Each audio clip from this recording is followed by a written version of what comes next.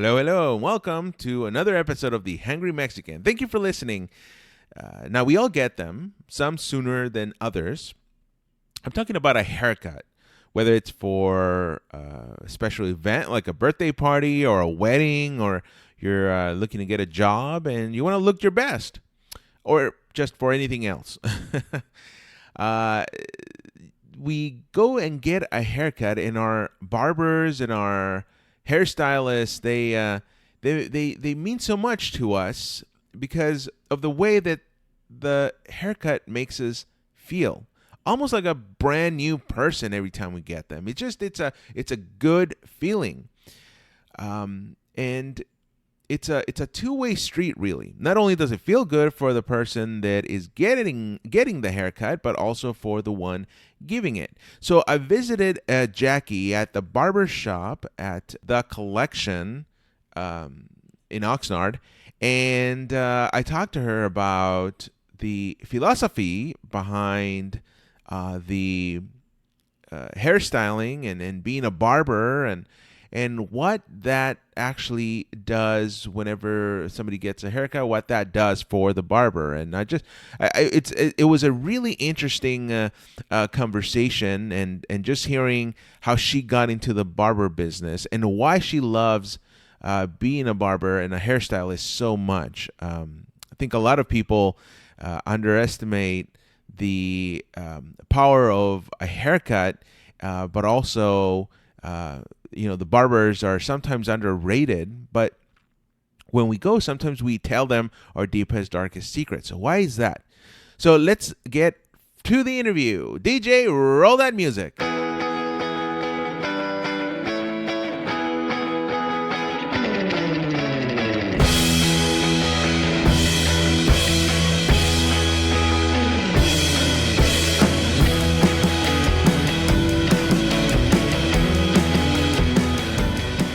Jackie, thank you so much for joining this podcast today. You have a very unique, not only set of skills, but also a unique workshop. Thank you. Thanks for doing this. This is exciting. So tell me about the concept you have going here. I know you're working at a barbershop, but it's not like any old barbershop. What's so unique about it? So this is actually my business partner's vision. He opened the Barbershop brand 2 years ago, and he likes old things, and he likes to bring them back to life. And so he has this mentality that, but he has this way, he just lives in a way where he likes old things and brings them back to life, like his old cars and everything. And so he had a vision of opening a barbershop, and he really liked the old classic feel of it. And so he started collecting these old vintage chairs that are way over 100 years old, finds them like dead, and then brings them back to life. Yeah. And so he put those in his shop. And let me back up a little bit. George was one of my original students from Paul Mitchell, the school, and he was probably one of my best students. And we've always kept in contact. And when he opened his salon, he would ask, I would kind of mentor him through it. I mean, he'd have questions about, managing people and stuff like that. And I started working at his shop one day a week just to kind of, get a feel for it and see where I could, guide him and tell him, hey, you should work on this, you should do this. And then he had such a unique feel to this barbershop. We all wear white button-up shirts and, dress slacks and nice shoes and nice hats, and we're all very groomed. And I was like, wow, this is really cool. So last June, he came to me and he said, hey, I have an opportunity for you. And I was like, yeah, what's that? He said, the collection would like to know if we'd want to open a shop. And when he said we, I was like, oh, so you want to be in business together?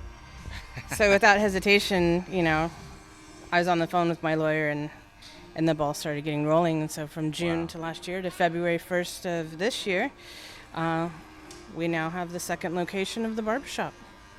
Wow, that's awesome. Yeah. And just for everybody that's listening to this, you're actually, as you're talking to me, you're cutting hair. So That's awesome. Is there like a technique that you use to just be able to get those perfect cuts every time? I've been doing this now. My hair birthday was July 31st. So I'm now doing this 26 years. Wow. I started in high school.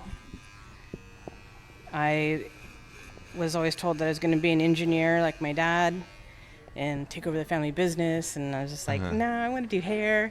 And so my parents let me move to New York City for a year right out of high school. Wait a minute, you were in New York City? I moved to New York City. Oh, man. Okay, well, how was that experience? Oh, my goodness. So, I had a rough time in high school and was like, Dad, let me join the service, because everybody in my family was in the service at one point in their life. And he's like, no. And he comes from the Vietnam era. And he was an Air Forceman. He was a flew rescue during that time. So I understand his hesitation. So I was like, Dad, I want to, I want life experiences and I want to travel and this and that. And he's like, okay, well, I'll make you a deal. You can travel for a year. I'll pay for your living, but you have to get a job and pay for everything else. So I was like, deal. So me and my friend were like conspiring. Oh my God, we literally pulled out an atlas and we're like, where do we want to live? And so we're like, New York City. So 2 days later, I was on a plane to New York City. Well, have you been to New York City before? No, never. So why New York City? I was so over Riverside. That's where I'm originally from. I was just so over it. There was just no culture. There was just really nothing for me there. Yeah. And like my entire family, extended family, and their extended family, like our roots run very deep there. And so it was just like, there's got to be more to Riverside than this. Yeah. And I would get like super excited when we go on family vacations because we're leaving California.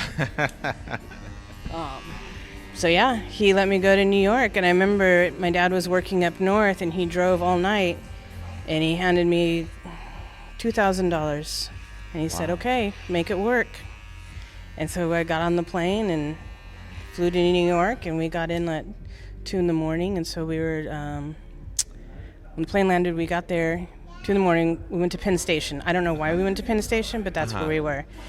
And so we were like, okay, we need to figure out where we're going to live. And this is when like the internet was not out. There was no looking at Craigslist. It was like we had to wait till the paper came out. So I'm going to age myself. And so at that moment, I was sitting on the steps of Penn Station, and that's when I grew up.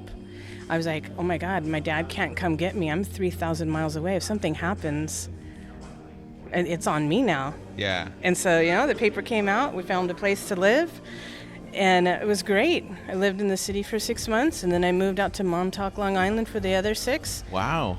And then on day 363, my dad calls me. He's like, your year's almost up in 2 days. There's a plane ticket on your way. You need to be on that plane and go to school. So I was like, okay. Wow. So I was on that plane. I had to keep my end of the bargain. So I went to school. And I went to beauty school. And my dad was just not really excited about me being a hairdresser. He was like, you're not going to make any money. This is not a career for you. And so he was very frustrated. And it wasn't his plan for me, and I understand that now as an adult. Yeah.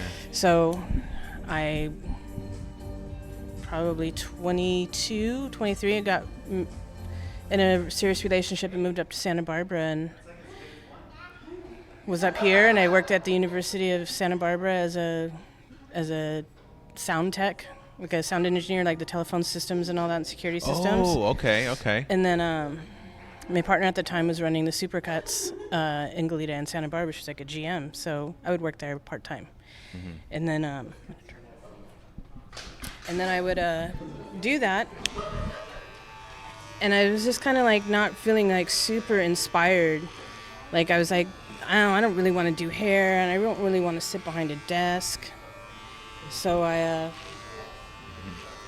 was feeling like less inspired and was kind of coming at a crossroads. It's like we all do, like in our 20s, like what is our career path? What are we meant to do?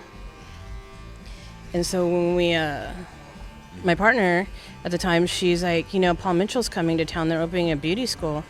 And I never thought about being a teacher.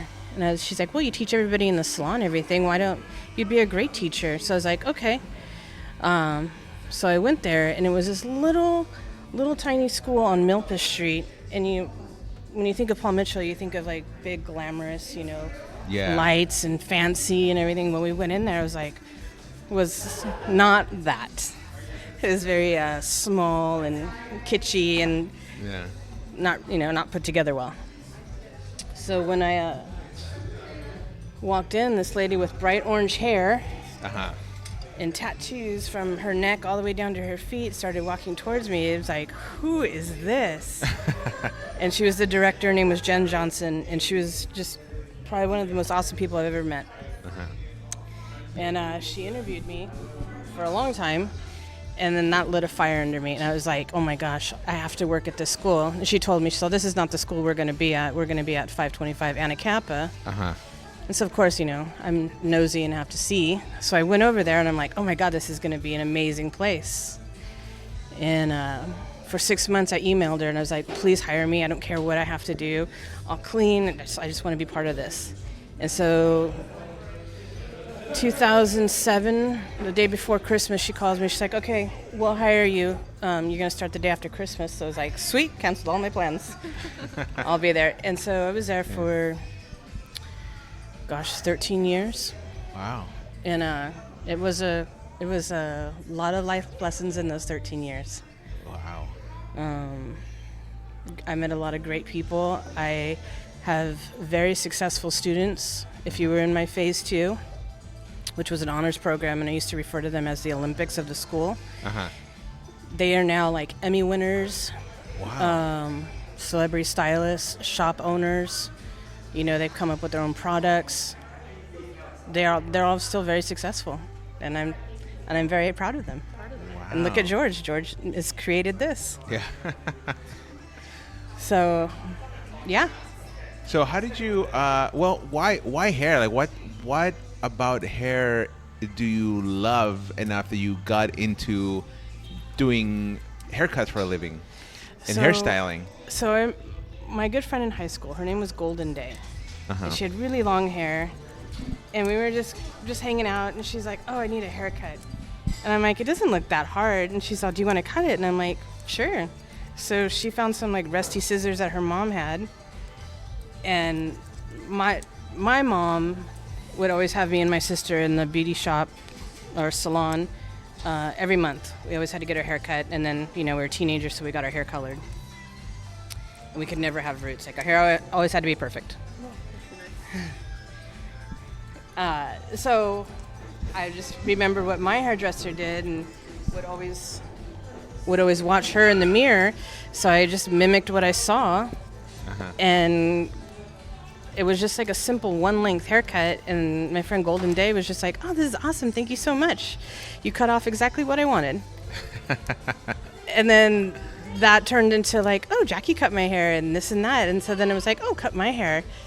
Some haircuts were easy, and some were just, horrible disasters, but you learn from your failures.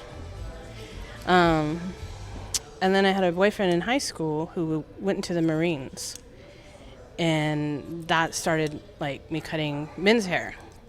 So he'd come home from leave and have like nicks all over his head. I was like, what's wrong with your haircut?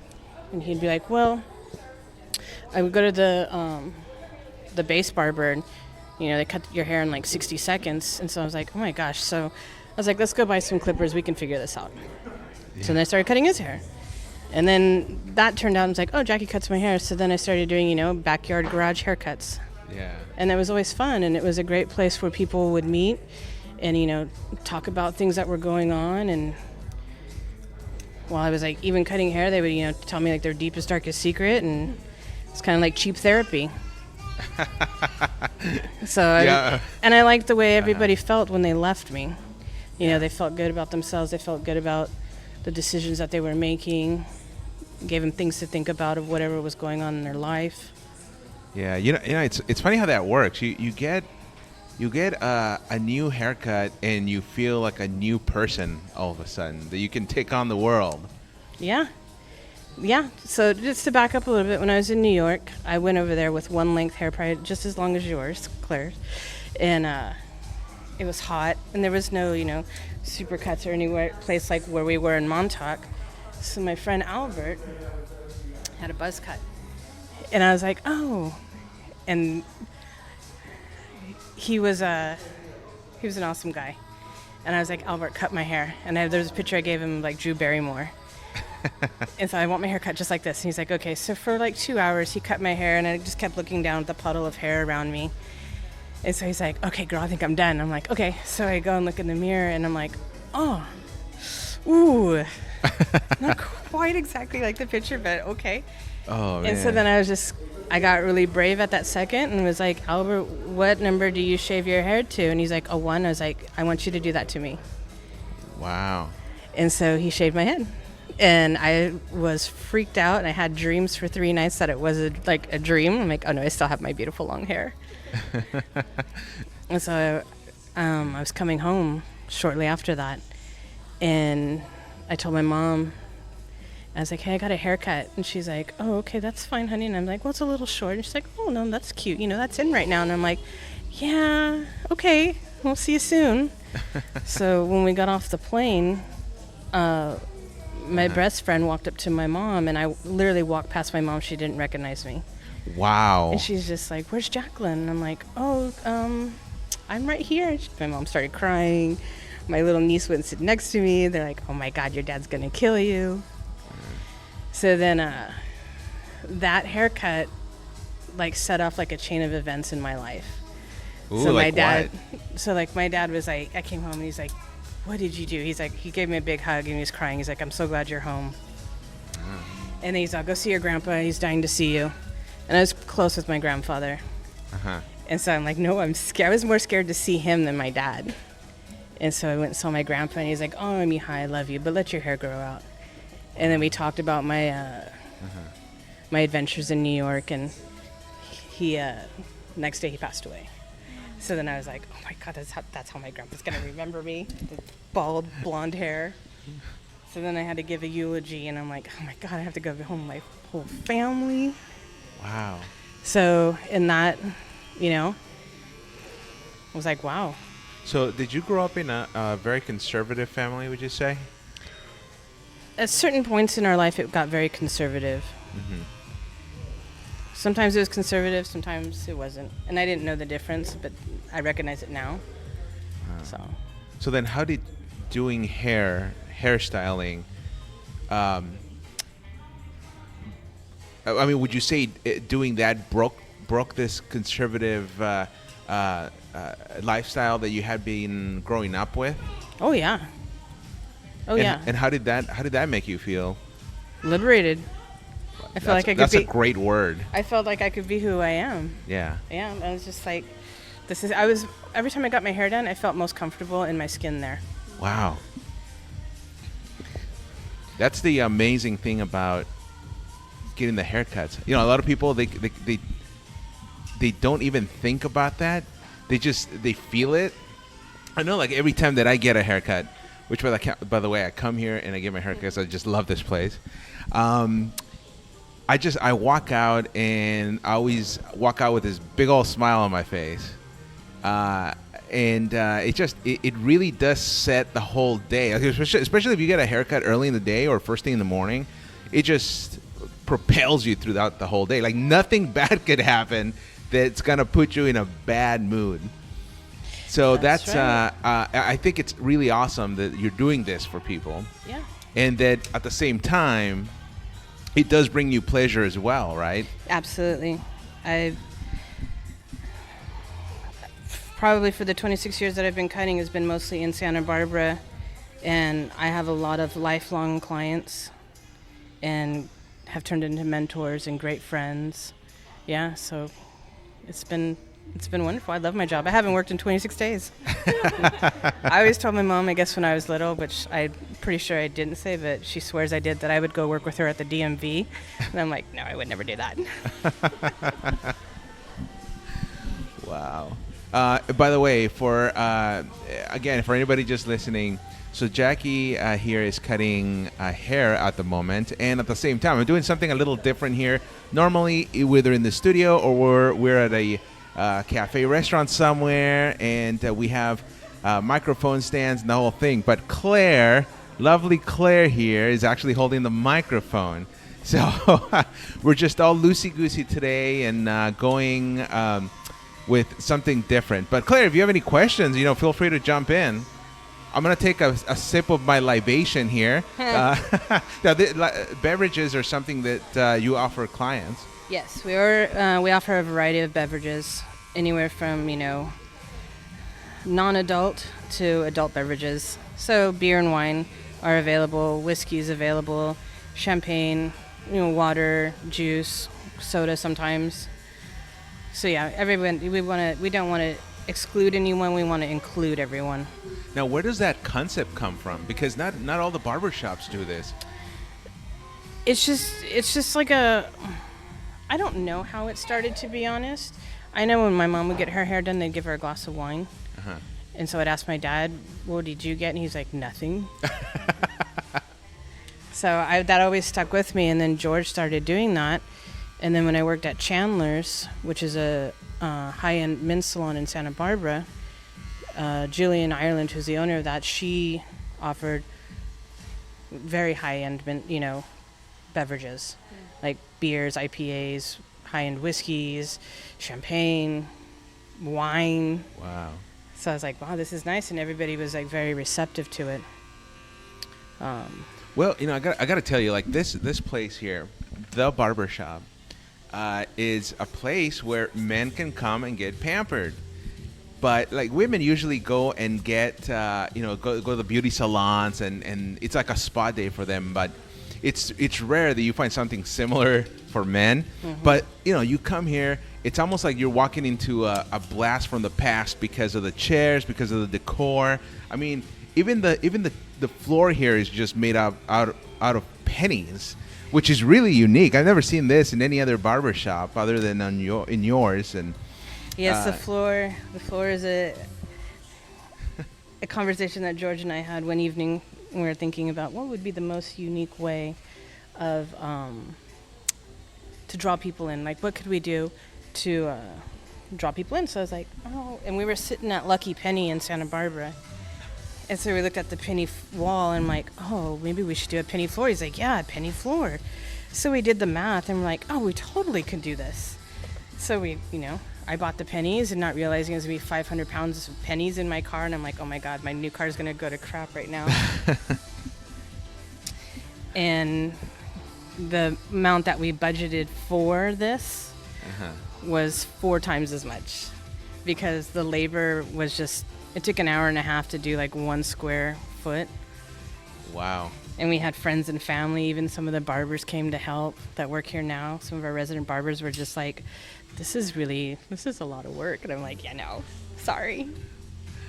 Well, what's the longest you've taken cutting hair?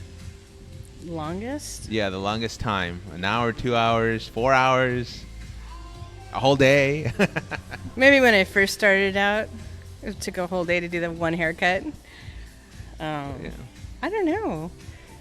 Now, not that much anymore, because I can get in and out of a haircut pretty quickly. Yeah.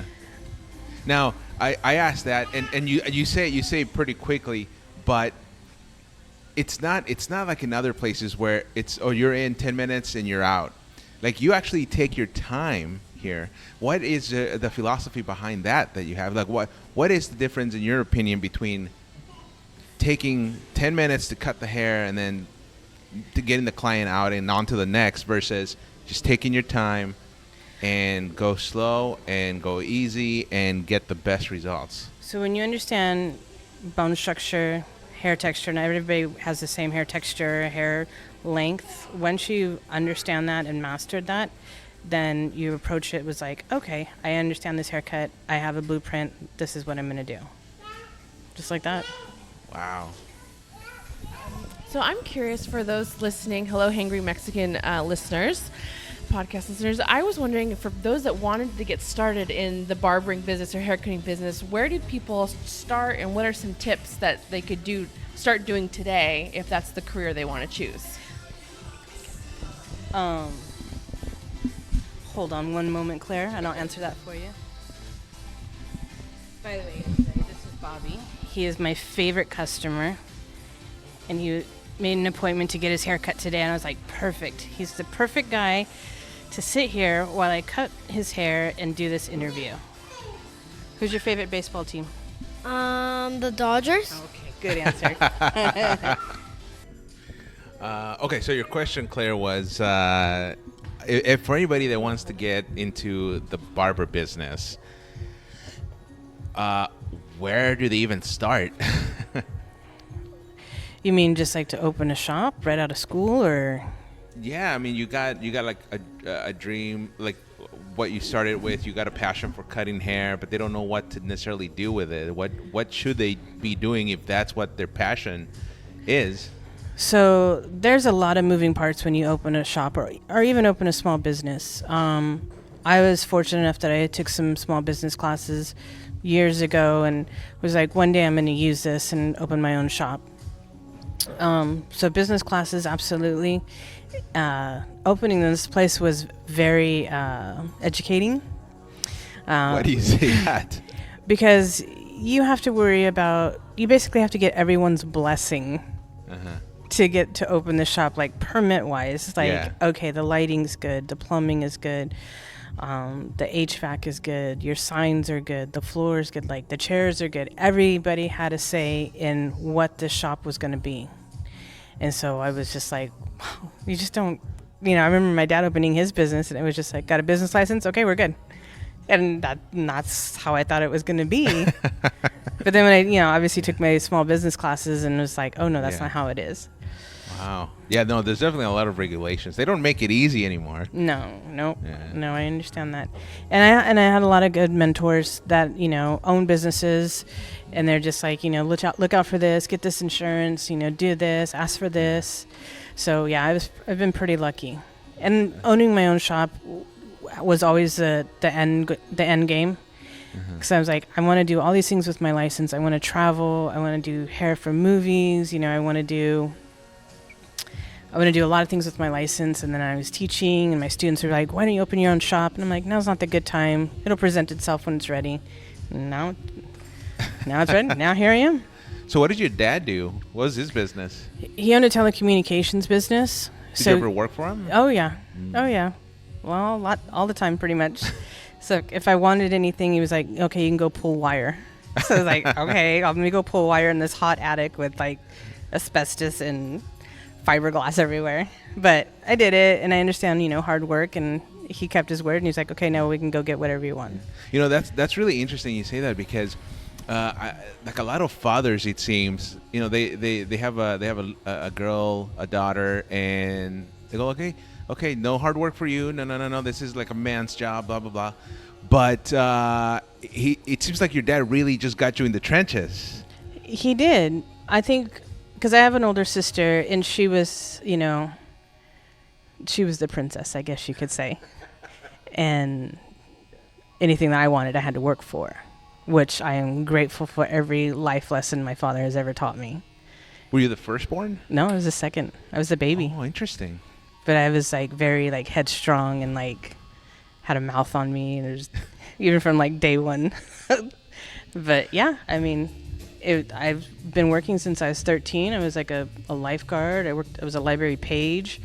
I worked at restaurants. I worked for my dad. I liked working. Wow. What was the craziest job that you had to do? So when I first got my license, I did hair for an industry, the adult industry. But that was probably one of the craziest jobs I've ever had. Yeah. And that was interesting, and that's how I ended up at Supercuts, because I told the manager, I was like, I really don't want to work here, but I just need to tell my parents that I work here. So if you could just keep me on the schedule like one day a week. That's great. Wow. Yeah, it's funny where life takes you, just that journey, and I'm sure that made you grow up quickly. Oh yeah. I did that for 2 years, and then I was like, I'm done with this. But yeah, it was good. It was like life lessons learned there too, and Wow. I definitely believe when people say life is an adventure. I'm like, yes. So where else have you traveled to? All over America, especially when I worked for Paul Mitchell. Mm-hmm. That's where my first training with Paul Mitchell, we went to Nashville, and that's where I met my best friend, Michael Funkhauser. Just a wonderful guy. He even married me and Tawny. Wow. Yeah. So we have been in a lot of like situations. Like we did an escape room and like knocked it out like very quick. And the guy was very shocked to say, "You guys finished pretty quick." And I'm like, "We've been in some life or death situations. We're good. We're good under pressure." You know, I've always wanted to do one of those rooms, the escape rooms, and I always think it might be kind of hard to do, but they give you, for anybody that doesn't know what an escape room is, they give you like a timer, right? A timer, Yeah. and you have to escape during that time. You have to find all the clues, figure out how to escape. So it takes a lot of teamwork. It does, and you find out who your team is when you get in there.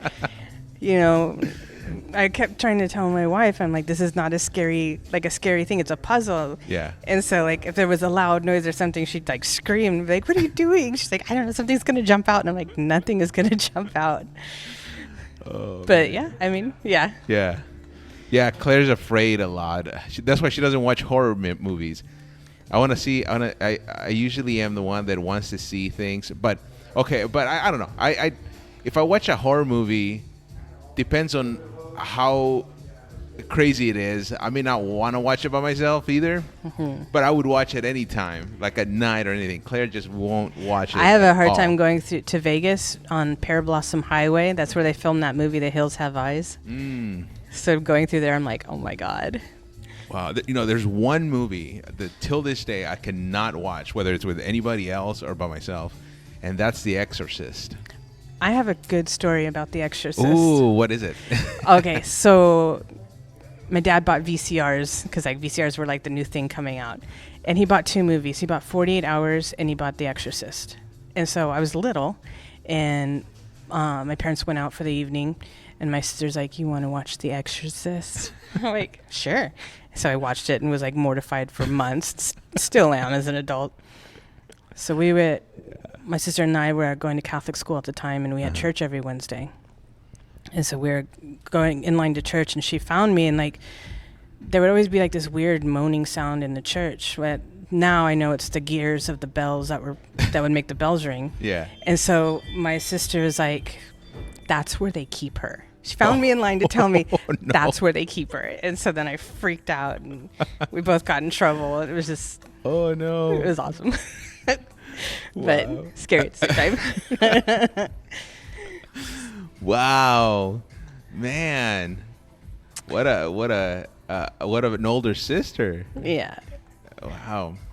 So let's go back to doing all the hard work. So with your dad, and you worked all these other jobs. Did you at any point feel like, you know what, maybe I should just do something else?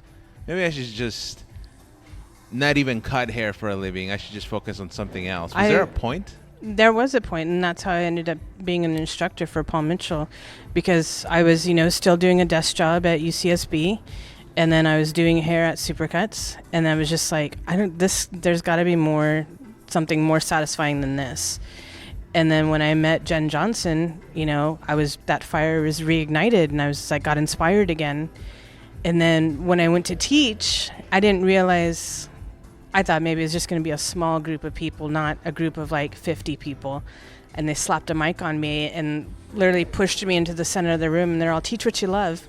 And I was like, oh. So I was never a public speaker. Yeah. And was very like scared and nervous. My voice was all shaky. But then I got into it and started interacting with the students and stuff, and they were receptive to me, and so it felt great. And then from that moment on, I was like, wow, I love being a teacher. Wow. Do you still teach every now and then?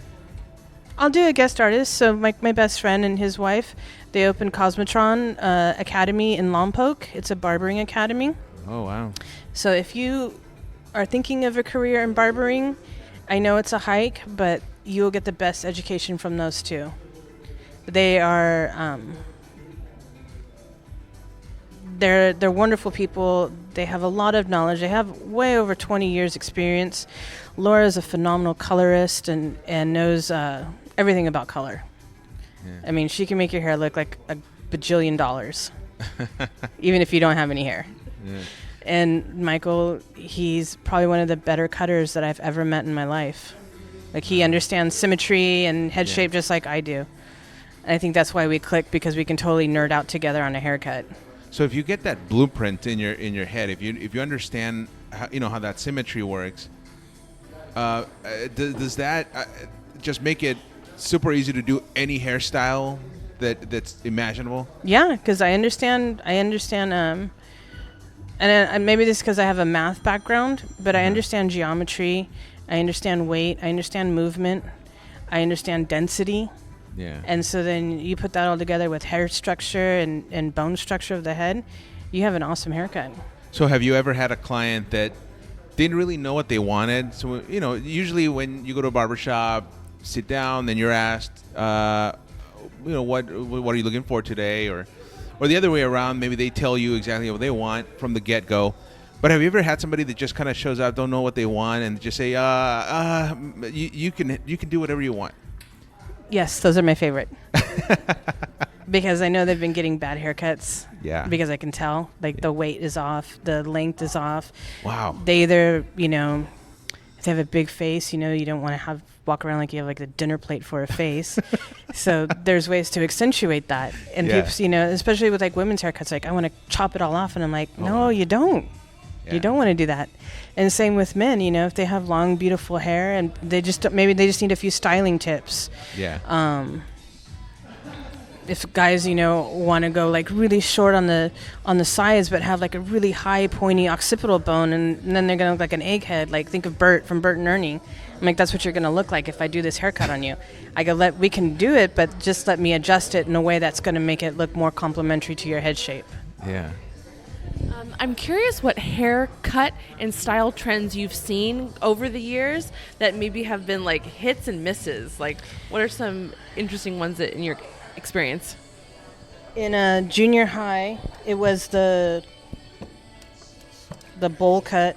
So like they called it the bowl cut. It was like shaved underneath, and then like literally your mom put a bowl on your head and cut the long hair around it. Well, now it's called like a slick back or a gentleman's cut. Wait a minute, is that the one you had? Or what did you have as a kid? Well, yeah, something like that for a little while. You probably had like the Dorothy Hamill graduation haircut. Probably. Wait, repeat that. I didn't have the microphone on you. You had that haircut too, right? Yeah, I was like a little blonde, straight, toe-haired little kid, and so I think it was kind of like that for a little while. Then my hair got really curly. So. Oh, Jackie, we're gonna have to show you a picture. It's hilarious. What else have I seen? I have yet to see the flat top come back. Every now and then I get very excited when somebody comes in. It's usually like the older generation's like, can you do a flat top? I'm like, yes, I can. Sit down. Wow. Did you ever have to do the Rachel? Oh, yeah. I have a good story about that one, too. Oh, please tell. So the Rachel haircut, she had all that volume in her hair and she had all those layers. And I went to hair shows and her stylist was there and he was like promoting these round brushes. And so, like, buy this round brush and you can get the same volume as, Jennifer Aniston on Friends. And we're like, okay, so we buy all of them. And, like, this one lady was like, I've already bought your brushes. I've bought your products. Like, what are you doing? And they're like, and he's just like, she was really putting the pressure on him. He's like, and he pulls away from the mic and he's like, you know what? She just has a really big head. So that's how you get all that volume.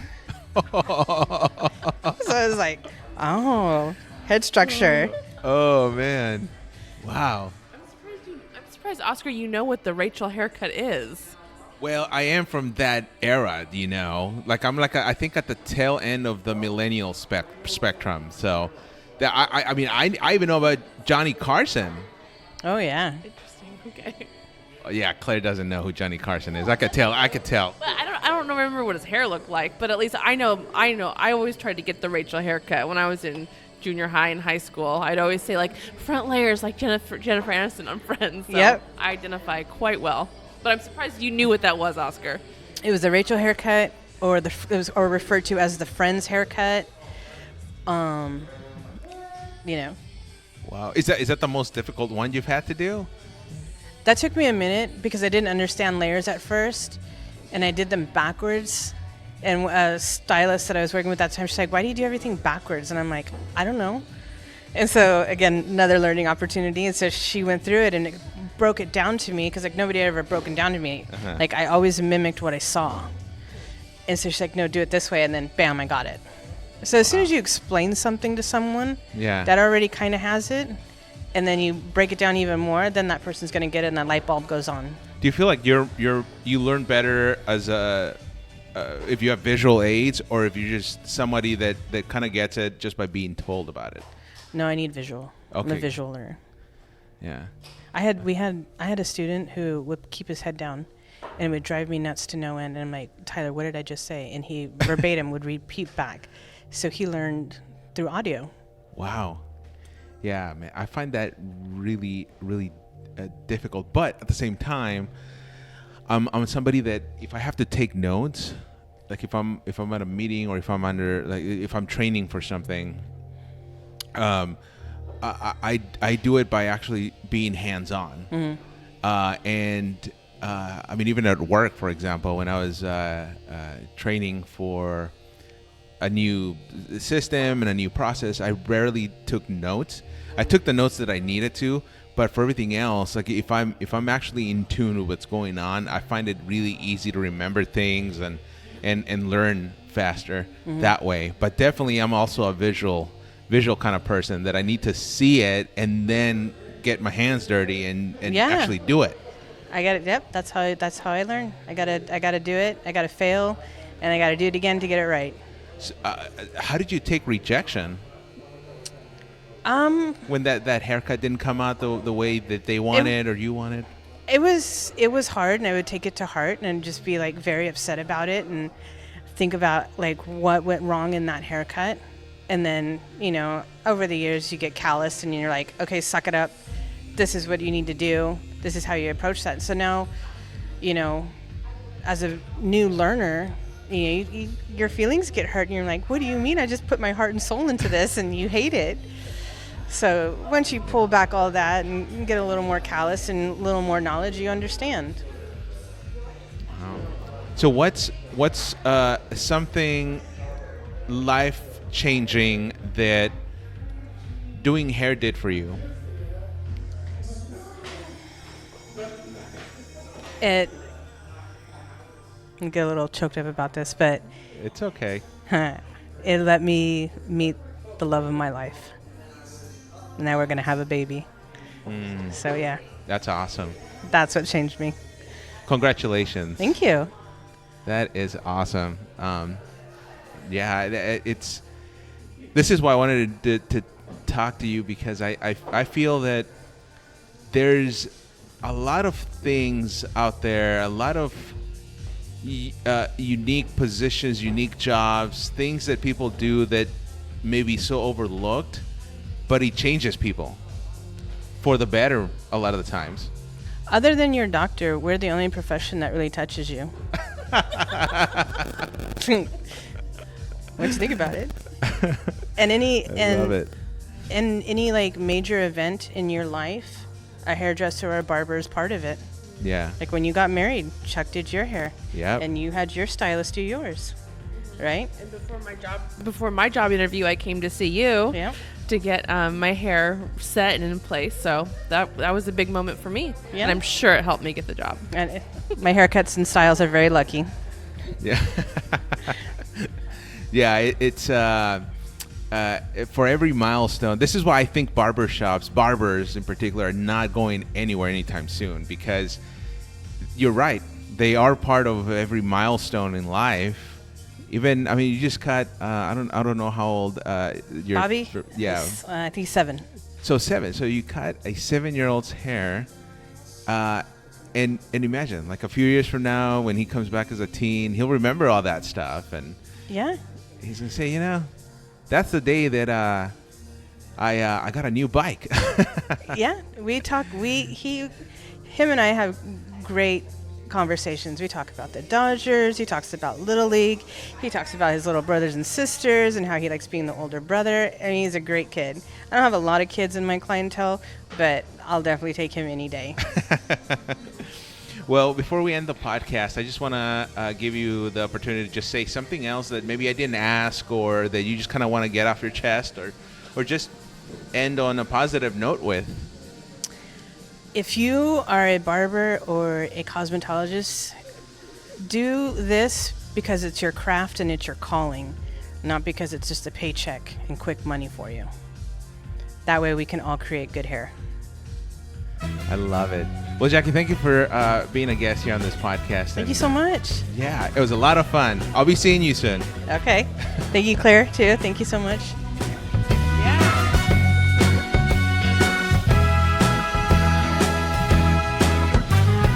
My thanks again to Jackie at the Barbershop at the Collection in Oxnard. And if you want to learn more about this unique barbershop, or if you just want to book an appointment, check the description of this podcast episode and follow the Barbershop on social media. And if you like this episode and love the podcast, please rate it. Go to Apple Podcast and rate it there. We are on all major platforms for podcasts. So tell your friends, tell your family, and that way we can get more ears listening to this podcast. All right. Well, I hope that all of you are having a great weekend. Let's keep it that way. And until next time, good night. Good luck.